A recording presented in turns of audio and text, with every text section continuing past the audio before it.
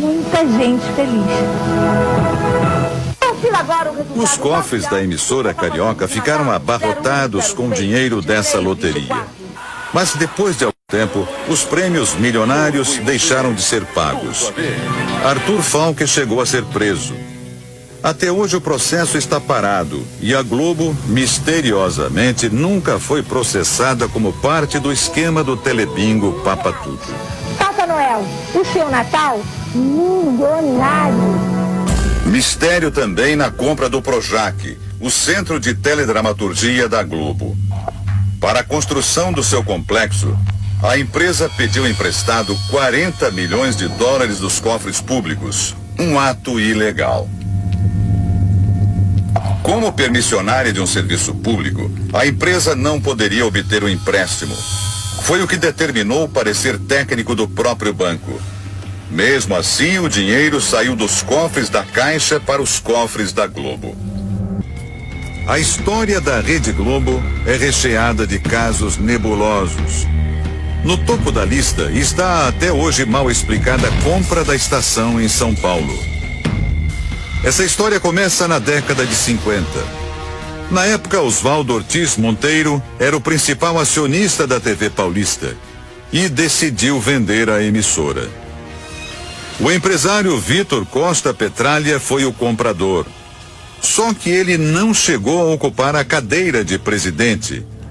Vitor morreu antes da transferência ser realizada, ou seja, no papel tudo ficou como estava. A família de Oswaldo Ortiz Monteiro permanecia como proprietária da TV Paulista. Isso no papel, porque na prática não foi o que aconteceu. A emissora ganhou um outro dono. Foi o filho de Vitor Costa quem assumiu o comando da TV Paulista. E foi ele que em 1964 vendeu a TV Paulista para Roberto Marinho. O chefão da Globo comprou a emissora de um homem que não era dono dela.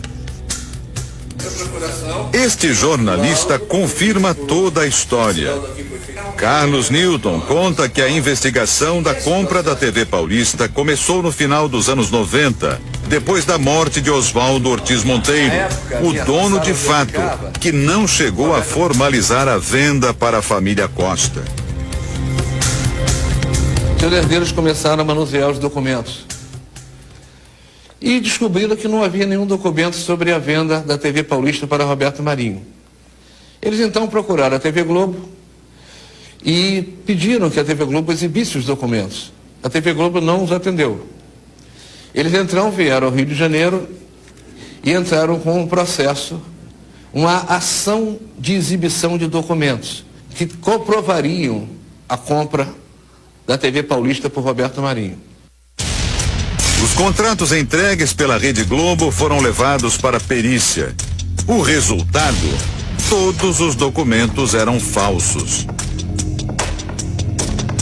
A família Marinho apresentou termos de transferência dos donos da TV Paulista. Um festival de erros grosseiros. Repare, os papéis foram assinados em fevereiro de 77. Nesta data, a TV Paulista já não existia mais. Chamava-se TV Globo.